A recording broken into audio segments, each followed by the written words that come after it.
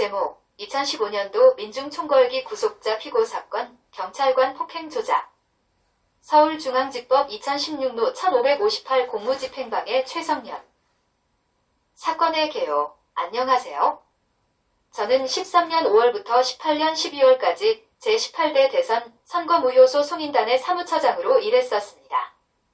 그러던 중 14년 3월부터 15년 3월까지 1년간 15년 11월부터 16년 3월까지 4개월간 두 차례 사전 구속된 경험이 있습니다.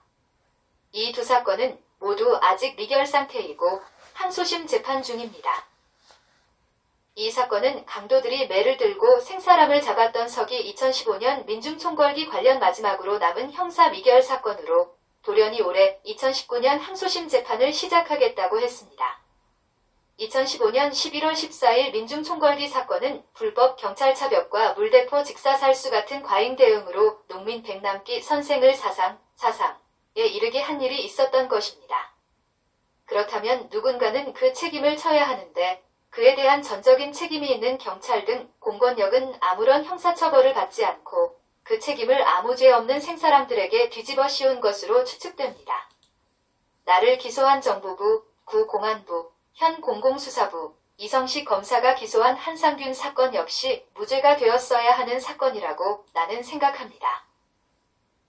소송 진행경과 1심 패소, 징역 6월, 집유 1년, 쌍방항소. 물증은 전혀 없고 1심 단독재판부는 피해자라고 주장하는 경찰관, 금천경찰서 112종합상 황실 박원규 경사, 증인의 증언을 유일한 유죄의 증거로 삼았습니다. 2. 그 증언 요지는 피고인에게 폭행을 당해서 허리디스크에 걸렸다는 것이었습니다. 1심 서울중앙지법 제18단독 도윤경 판사는 허리디스크에 걸렸다는 말은 믿지 않았고 판결문에 폭행을 당했다는 말은 믿는다고 했습니다. 허리디스크에 걸렸다는 말이 구라지면 폭행을 당했다는 주장에도 신빙성이 없어지는 겁니다. 그런데 판결문에 허리디스크에 걸렸다는 주장에 대한 판단은 아예 쏙 빼고 판결 사기를 친 것입니다.